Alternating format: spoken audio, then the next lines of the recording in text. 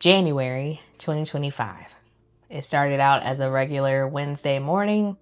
I got up, got ready, came downstairs, drank some water, went to my office, and started working. Halfway through the day, I got an email saying to clear my schedule. In 1 hour, I would have a meeting to discuss my future on the team. 1 hour later, I was on a Teams call, and 10 minutes after that, I didn't have a job anymore.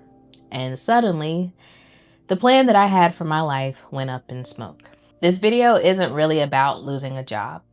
It's about what happens when the life you carefully built, the degrees, the career, the house, gets pulled out from under you, and it's up to you to figure out whether or not you can build something better. I spent 8 years building my career. I have 2 degrees and over $30,000 in student loans to show for it. But it also allowed me to do other things in life that I expected that I would be able to do, such as buying this house. Actually, to say that I am a single woman in my early 30s, being able to buy a house by myself in this economy, like I was super proud of myself. And I felt like I was following the plan that was laid out for me, that was expected of me. See, some things about me growing up, I was the perfect kid. I always got straight A's, never acted out in school, always did what I was supposed to do. And it felt like, things just naturally progressed in life and I was doing what I was supposed to do. And this plan was supposed to work. And then I got laid off. I woke up with a job and I went to sleep that night with no job. Computer access gone, just like that. Unemployment was $600 a week for 12 weeks, and I was entering a job market where people kept taking anywhere from 12 to 18 months to find another job. And I did the math, and things were not adding up. So I did what I was supposed to do. I updated my resume, I applied, and applied, and applied, week after week, month after month. But the thing about long-term unemployment, it doesn't just drain your bank account, it drains you. There were days I stayed in bed for hours, not just being physically tired, but mentally exhausted. I had to navigate waves of depression and anxiety that I couldn't shake. And I was a person who always had it together, and this felt like a failure, even though it wasn't my fault. And I tried everything to stay afloat. I worked out, I went on walks, I read books, did art projects. I jumped at any chance of happiness. Trips that I'd already paid for, events, anything, just to have something to look forward to. But even in those happy moments, there was this dread feeling of coming back to reality, because reality meant facing the job hunt again. 3 weeks after being laid off, I posted a video about it, and I almost didn't do it. I was so scared to post that video. My channel is about finances and money, and I'd been transparent about my own personal finances for years on this channel. You can go back and look at some old videos if you want, but I've been talking openly about money for a long time on the internet. But this felt different. It was embarrassing. It was super vulnerable. And I'm a perfectionist. Admittedly, I don't say that proudly, but I am a perfectionist. And this just felt like a failure, even though I technically didn't do anything wrong and it wasn't in my control, but it still felt like a failure. So I filmed it. I sat on the video for like 3 weeks trying to decide if I was going to post it. And I was also, going through the emotions of being laid off. So I'm trying to set up like all these other things. I sat on it for 3 weeks, decided to post it. I posted it, and then I just walked away. I just walked away from my computer because I was so like nervous about putting it out, and I couldn't look at it. And so when I did decide to finally look at it, it had like a few thousand views. And then a couple hours later, it had like 50,000 views. And then the next day, it had like over 100,000 views. And just thousands and thousands of people just kept coming to my channel and just pouring out all of this support for me. There were some negative comments, but for the most part, just pouring out like all the support. And I hadn't told a lot of people who know me in real life, but that video went so viral that I got people texting me saying like, "Hey, are you okay? Like, I saw the video." Like, just waves of support coming in. And my channel literally changed overnight. And I just had thousands of people who are now invested in me and what I was going to do and what my next steps were and, what was going to happen next.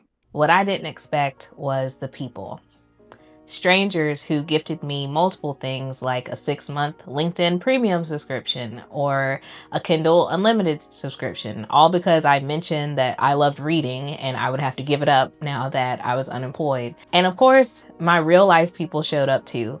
Friends paid for meals, they covered excursions on trips. Now, nobody paid my mortgage, but they made sure I didn't feel alone. And when you're going through something like this, that matters more than you can put into words. So I kept posting. Week after week, I documented the job search, the interviews that went nowhere, the applications that just disappeared into the void somewhere, the mental health days, all of it. And somewhere in the middle of all of that, I started building something. I started creating digital products. I taught other people how to create content. I worked with brands on collaborations. I was still working part-time as a virtual assistant. I was learning new things like taxes, P&L statements, the difference between net and gross.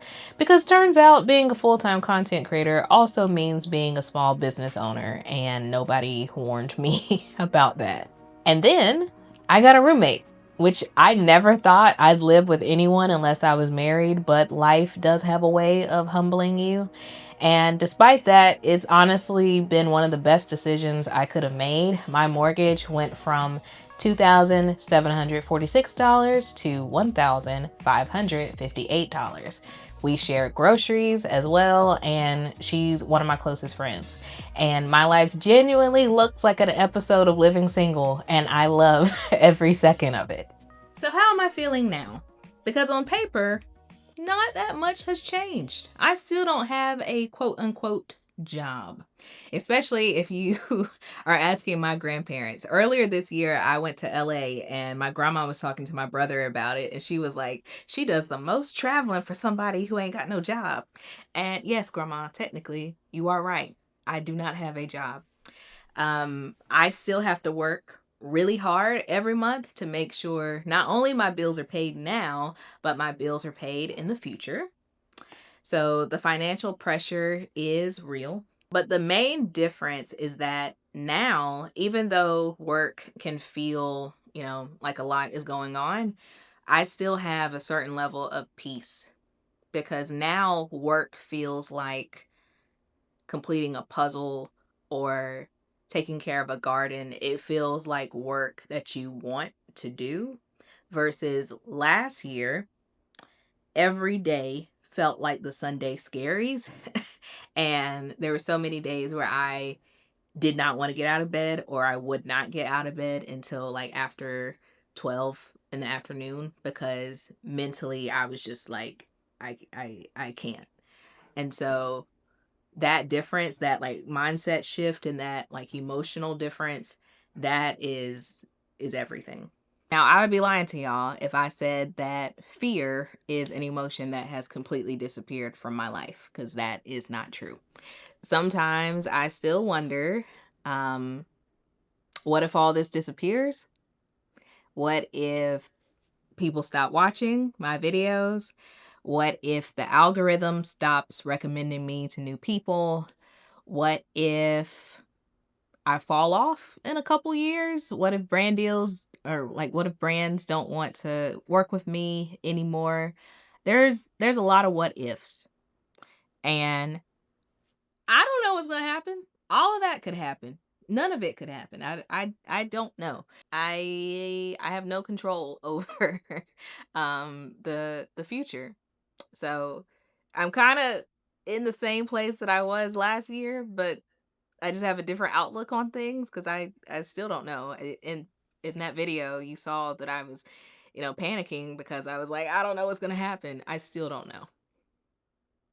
I still don't know. I just don't let that fear control me anymore. There have been some real lows since January of 2025. There were days when it was hard to move my body.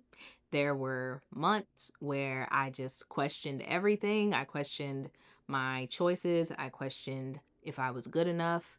I questioned everything that led me to that moment in my life, pretty much.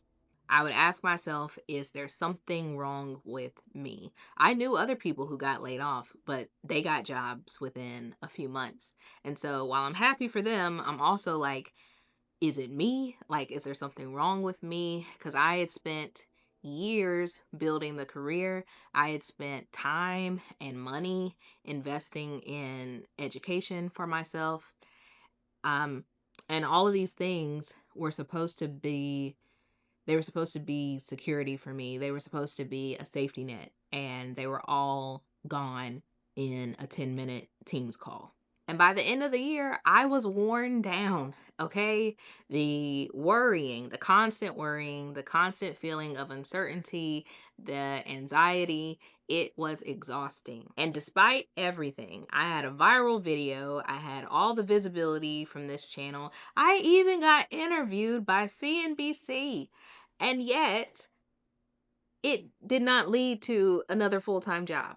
So I asked God for a sign. There were two jobs that I was genuinely excited about, jobs that I thought that I would have been a shoe-in for in a regular job market, but we weren't in a regular job market. So I asked God, I said, if I don't even get an interview for either one of these jobs, then I will take it as a sign that you don't want me to go back to corporate America. And I did not get an interview for either one of those jobs. One of them told me no immediately, like within a week. And then the other one, they took like 2 months to email me and say, yeah, no. So God actually answered my prayer in October, and it took until December for me to finally listen and to finally believe it. And then it took until January for me to actually act on it. So that is actually a whole year later. But once I finally decided to act on it, like once I was committed, I went for it. And almost immediately, I felt like this weight just melting off of me. Because after that year, this is what I learned about myself. I am actually stronger than I ever thought that I was. I am more creative and I'm more resilient and I'm just like more capable than I ever gave myself credit for. And I mean that in the most humble way possible, but like I'm actually really capable. I learned what it feels like to have a community that actually shows up for you and supports you. I learned patience, real patience. And most importantly, I learned what it feels like to navigate life with having an unwavering level of faith. I decided that I was going to stop measuring success on whether or not I had a job title. I decided that I was going to stop waiting for permission from someone else. And I decided that I wasn't going to let someone else's timeline, someone else's, whether they were on a hiring freeze or not, I wasn't going to let someone else's timeline decide my financial future. And so I decided to take control and I decided to go all in. Scared or not, I decided to go all in. So here's where I'm at now. My bills are paid. My house is still mine. I did not lose my house, happy to say. I have a roommate who I like to think of as the Sophia to my Dorothy. I have a community of people who genuinely care about me and care what happens with me. And I have work that challenges me sometimes, but also fulfills me. Now, is it perfect? No. Is it certain? Absolutely not. But it's mine. And for a long time, or for the first time in a long time, I don't have that like tightness in my chest when I wake up in the morning. Instead, when I wake up, I get excited about the possibilities of what could happen in my life. This is the same house. This is the same office, and I'm actually sitting in the exact same spot I was in when I got that Teams call over a year ago telling me that I was being let go.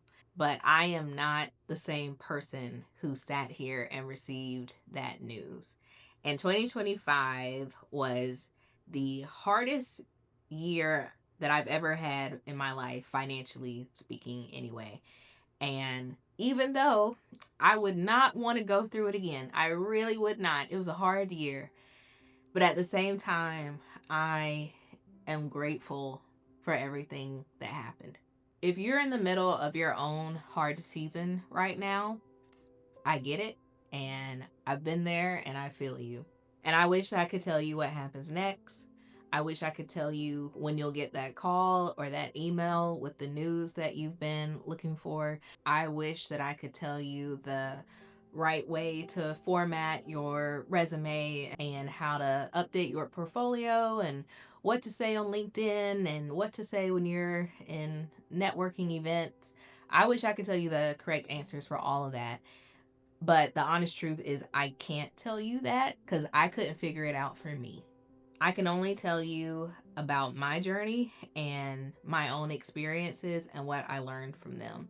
And in my case, I got so tired of banging on a door to try to convince them to let me through. I got tired of it. I got exhausted from it. I got burnt out from it. And I got so tired that I finally took a step back and I realized there's actually another door and I don't have to go through this door. I don't have to, convince someone else to give me a chance. I don't have to convince someone else to see the worth and the value in me. And in my case, I just went through a different door and I didn't know exactly what would be on the other side of that door. And I still don't know. I still don't know exactly what is, on this path that I'm on. All I know is I'm happier and I don't have anxiety anymore because I'm not thinking and worrying about what is going to happen constantly. I'm not constantly just waiting on someone else to give me an opportunity. And instead, I decided to make my own opportunities happen. And it's still stressful in a sense because I still don't really know what's going to happen. But there's still, at the same time, like there's some amount of peace that comes with I get some say in what happens because I'm creating my own path. If you have ever been on a similar journey, let me know in the comments. Let me know how that journey is going, where you ended up on that journey. Did you end up where you thought you would, or are you somewhere else entirely? For anyone who is still in the middle of that journey and maybe you are in the deepest valley of that journey, I encourage you to keep going. I was talking to my grandma once about everything last year, and I was telling her like I'm just taking it day by day, and she was like, take it hour by hour if you need to. And that was my like philosophy for a lot of 2025. So if that helps you, take it hour by hour if you need to, but still keep going and don't give up. If you think this video would help anyone, please share it to them. But outside of that, I'll see you in the next video.